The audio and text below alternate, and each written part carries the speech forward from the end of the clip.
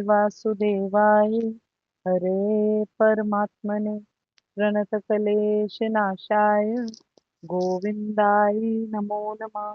ओम श्री गणेशाय नमः। श्री सीताराम नमः। श्री राधे श्याम नमः। उमापति महादेव की जय। श्री गुरुवे नमः। श्री हनुमते आवराजिए। सब संतन की जय। सब भक्तन की जय। जय जय सीताराम। जय जय राधे श्याम। श्री हरिवंश। श्री हरिवंश। श्री हरिवंश। गीता जी 15वां अध्याय 5वां श्लोक पुरुषोत्तम योग करते हुए आगे बढ़ते हैं।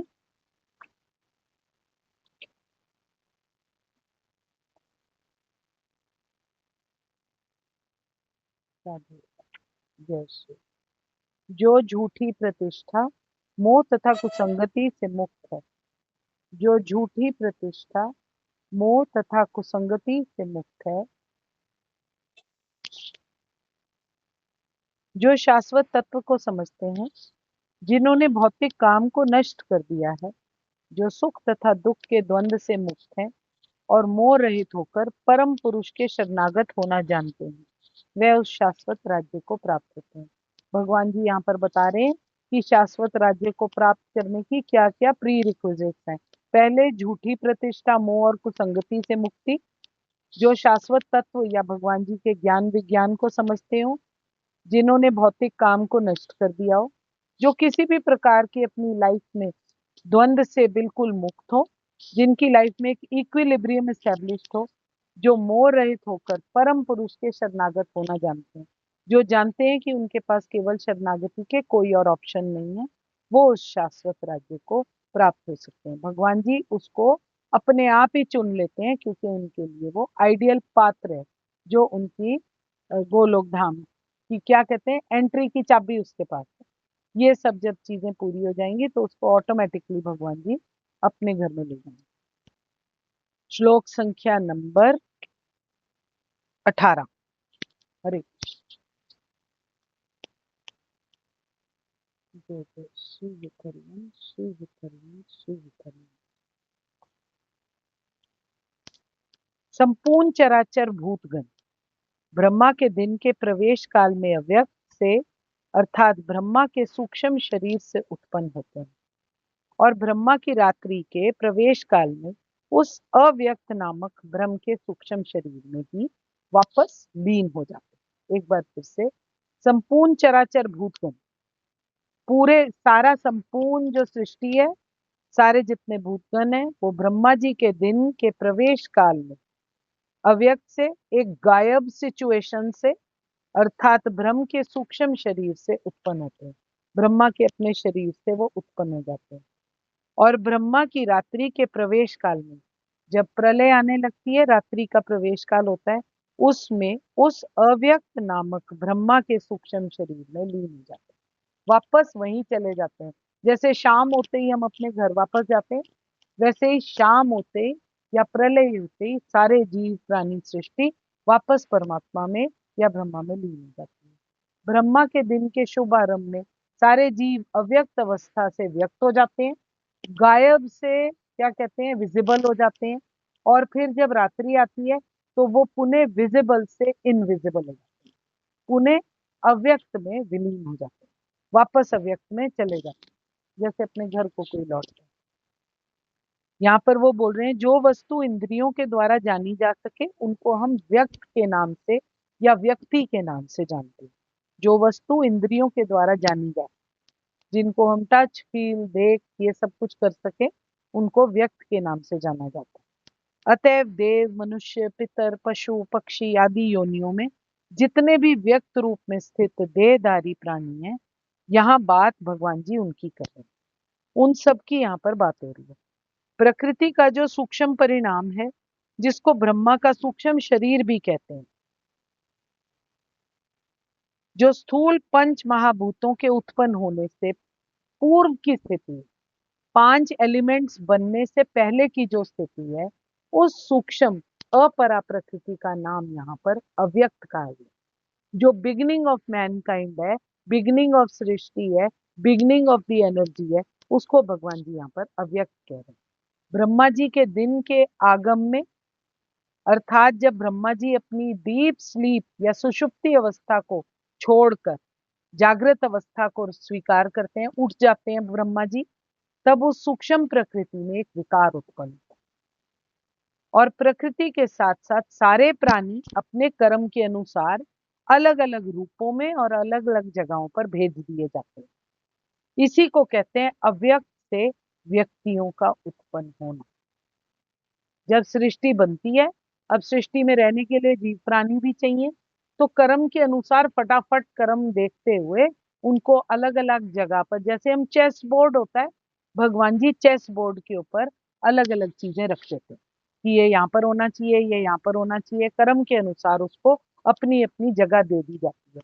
ये कब होता है? जब भगवान जी की रात, ब्रह्मा जी की दिन होता है, ये उस टाइम होता है। 1000 दिव्य युगों के बीत जाने पर इस क्षण में ब्रह्मा जी जागृत अवस्था का त्याग करके सुषुप्ति अवस्था को स्वीकार कर लेते हैं। जो भी चीज जागती है फिर वो सोती भी है। 1000 दिव्य युग जब बीत जाते हैं, उसके बाद ब्रह्मा जी जागृत अवस्था का त्याग कर कर सुषुप्ति अवस्था को स्वीकार कर। अब भगवान जी के सोने, ब्रह्मा जी के सोने का टाइम होता है। उस प्रथम क्षण को ब्रह्मा जी की रात्रि के नाम की बिगिनिंग कहा जाता है। समझ देहधारी प्राणी भिन्न भिन्न स्थूल शरीरों से रहित होकर प्रकृति की सूक्ष्म अवस्था में स्थित हो जाते हैं। वो भी गायब होने के लिए रेडी हो जाते हैं। अव्यक्त में व्यक्तियों का लय हो जाता है। अव्यक्त में सारे व्यक्ति वापस चले जाते हैं। आत्मा तो अजन्मा और अविनाशी है, इसीलिए वास्तव में ना आत्मा की कोई उत्पत्ति होती है, ना उसकी कोई डिस्ट्रक्शन होती है। वो वही होती है स्थित हर समय। प्रकृति में स्थित प्राणियों से संबंध रखने वाले प्रकृति के सूक्ष्म अंश का स्थूल रूप में परिणत हो जाना उसकी उत्पत्ति है, और उसका फिर सूक्ष्म रूप में लय हो जाना, मतलब खत्म हो जाना, प्राणियों का लय होना उसकी डिस्ट्रक्शन कहा जाता है, जिसको हम प्रलय के नाम से जानते हैं। जैसे हमने पहले भी बात की थी, ब्रह्मा जी की सृष्टि में 4 युग हैं, सतयुग, त्रेता युग, द्वापर और कलयुग। ये चारों युग जब 1000 बार आकर चले जाते हैं तो ब्रह्मा जी की आयु पूर्ण हो जाती है।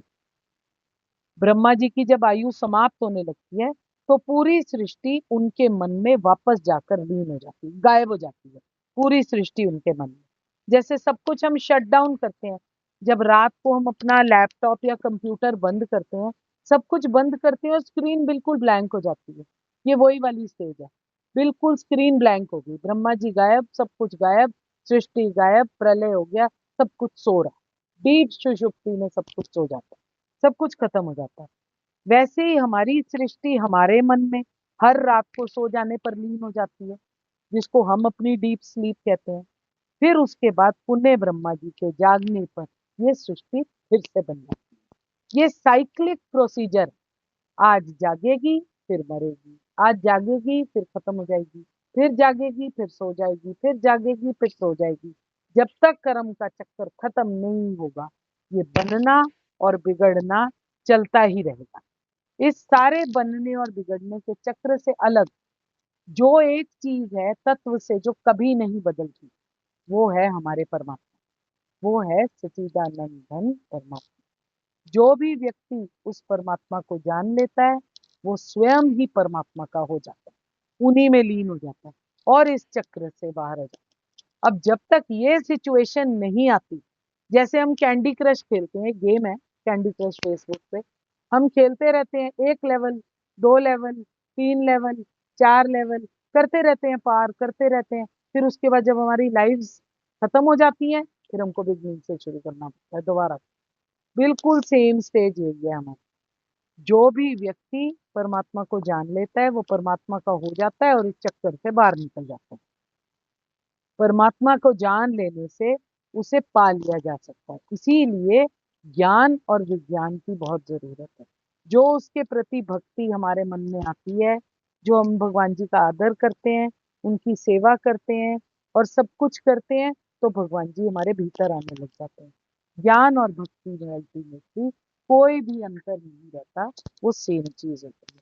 श्लोक संख्या नंबर 19 है ना।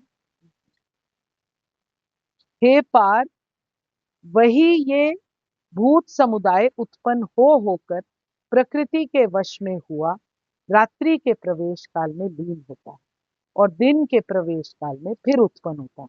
हमने ये तीनों चारों श्लोक जो भी हम पीछे पढ़ते जा रहे हैं ये बड़े सिमिलर हैं, इनकी इंटरकनेक्शन है, तभी कोई बात पहले हो जाती है इनके बारे में, कोई बात बाद में हो जाती है।